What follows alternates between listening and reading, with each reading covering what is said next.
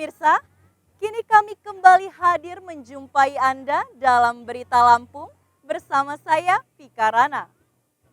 Sejumlah berita aktual dan informasi menarik lainnya telah kami siapkan untuk Anda.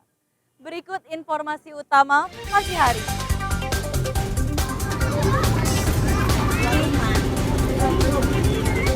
Dua rumah nelayan di pesisir panjang Bandar Lampung ambruk saat hujan deras.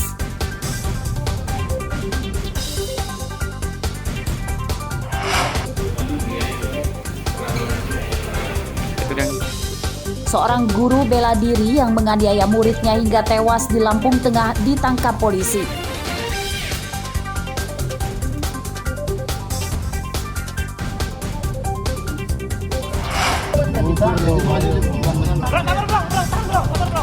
Gangster yang kerap tawuran di Bandar Lampung diringkus polisi. Berbagai jenis senjata tajam disita.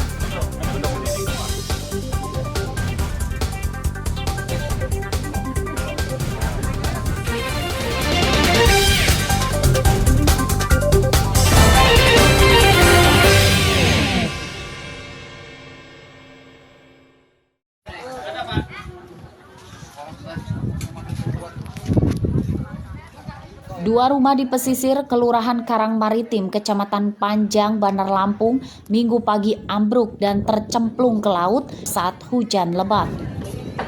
Penyebab ambruknya rumah diduga tiang penyangga sudah lapuk. Pemilik rumah selamat meski tertimpa atap bangunan yang terbuat dari kayu dan asbes. Warga mengevakuasi para korban ke lokasi yang lebih aman. Pemilik rumah mengatakan hujan saat itu sangat deras dan berupaya menyelamatkan keluarganya yang ada di dalam rumah. Setelah hujan, habis hujan lah, roboh rumah. Roboh. Nah posisi pas kejadian isi orang rumah seperti apa? Ada semua Pak. Pas ada semua, pas kejadian semua. itu? Jadi artinya tertimpa dong? Iya, masih di dalam rumah semua Pak. Masih dalam rumah semua? Tapi seperti apa Bang? Alhamdulillah sehat? Alhamdulillah sehat. Lagi kerja di telepon, suruh pulang rumahnya rubuh. Saya buru-buru pulang. Tapi alhamdulillah selamat semua ya Bang? Alhamdulillah selamat.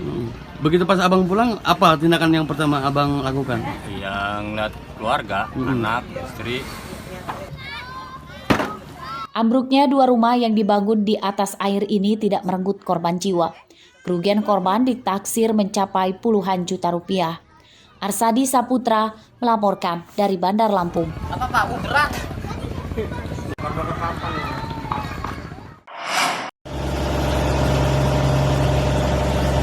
Gunung Anak Krakatau kembali erupsi sejak hari Jumat lalu. Selama 2 hari terakhir terjadi 4 kali letusan. Gunung Anak Krakatau menyemburkan abu vulkanik hingga 3.000 meter dari atas puncak gunung. Menurut petugas pos pantau Gunung Anak Krakatau di Desa Hargo Pancuran, Kecamatan Raja Basa, Lampung Selatan, bahwa abu vulkanik itu mengarah ke arah barat daya atau ke sekitar Pelabuhan Bakauheni. Namun sejauh ini erupsi Gunung Anak Krakatau tidak mempengaruhi pelayaran kapal Roro di Selat Sunda. Status Gunung Anak Krakatau waspada di level 3. Wisatawan dan nelayan dilarang mendekati Gunung Anak Krakatau dengan radius 5 km. Kemarin terjadi 2 kali letusan, jam 00.22 sama jam 15.47. Untuk hari ini sudah terjadi 2 kali letusan, pukul 7.46 sama 8.46. Dan kegiatan tremornya besarnya masih sampai sekarang masih terlihat. Ya, biasalah mengeluarkan energinya lagi. Nanti kan kalau sudah habis dia tenang lagi. Laut di sekitar Gunung Anak Krakatau merupakan daerah yang banyak ikan. Nelayan tetap melaut ke arah Gunung Anak Krakatau namun tetap menjaga jarak dengan gunung supaya tidak celaka. Ya sudah biasa jadi gimana? Udah biasa ya. Debu-debu masuk ke rumah, ya makan juga campur debu. Nasi. Gitu kan ya. Kan sudah ada himbauan nggak boleh dekat Krakatau. Ya cuman kita rada kesininya rada, misalnya ngikutin angin aja, misalnya angin barat kita sininya biar jangan kena gitu. Hari Minggu siang erupsi Gunung Anak Krakatau sudah menurun. Semburan abu vulkanik telah menurun di kisaran 500 meter dari puncak gunung. Petugas pos pantau Gunung Anak Krakatau mengimbau warga tidak panik sebab erupsi itu adalah hal yang biasa pada gunung berapi. Asep Saifullah melaporkan dari Lampung Selatan.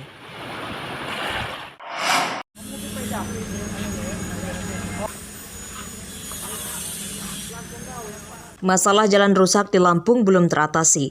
Minggu siang, warga Desa Bandar Baru, Kecamatan Sukau, Lampung Barat memperbaiki jalan lintas penghubung Kota Liwa dengan Kabupaten Muara II, Sumatera Selatan.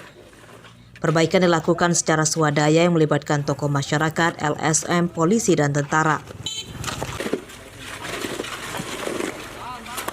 Perbaikan jalan secara swadaya ini karena warga kesal sebab jalan yang telah rusak selama 6 tahun belum kunjung diperbaiki.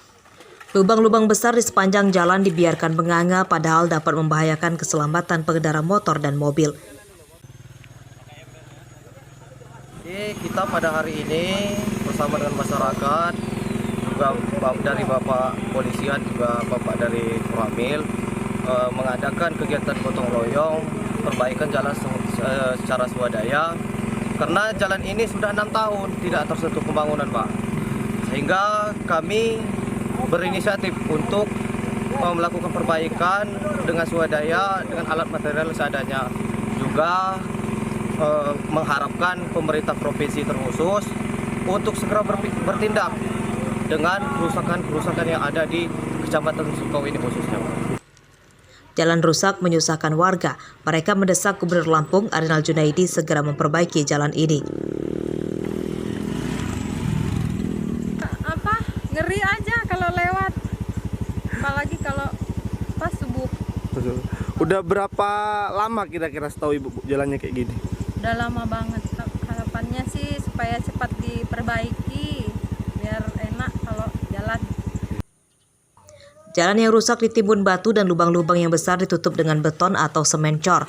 Material batu dan pasir dibeli secara patungan oleh warga, sementara pekerjaannya dilakukan bergotong royong. Rosandi melaporkan dari Lampung Barat.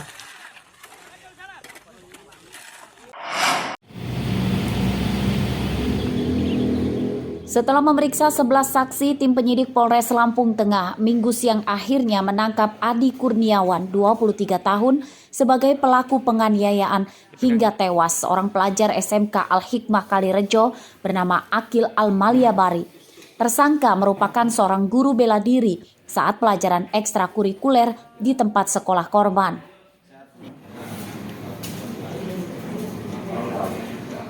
Dalam pemeriksaan polisi, korban tewas akibat dianiaya pelaku saat mengikuti latihan bela diri.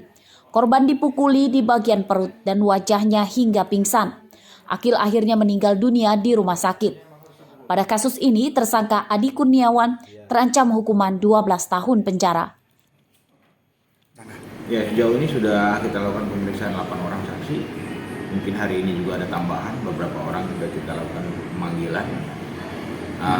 Dan sudah 1 orang kita tetapkan sebagai tersangka, sebagai pelatih daripada pencaksilat. Nah, untuk pelaku sendiri kita terapkan pasal dan ancaman? Ya, pasalnya 80, Undang-Undang Nomor 35 tahun 2014 tentang perlindungan anak. Ancamannya 12 tahun. Sementara itu pihak SMK Al-Hikmah Kalirejo Lampung Tengah membantah jika kematian Akil Al-Maliabari di waktu jam pelajaran sekolah. Meski digelar di lapangan sekolah, namun latihan bela diri itu digelar pada Sabtu malam atau di luar jam sekolah. Latihan bela diri pun tidak terpantau oleh guru maupun pengurus asrama sekolah. Bukan, itu adalah kegiatan perguruan PSAD yang memang kebetulan tempatnya di SMK Al-Hikmah Kalirejo. Untuk kegiatan ekstrakurikuler itu namanya pencaksilat atlet prestasi. Itu dilaksanakan sore hari masuk jam 2 siang pada hari Jumat. Jadwalnya pulang jam 4:30.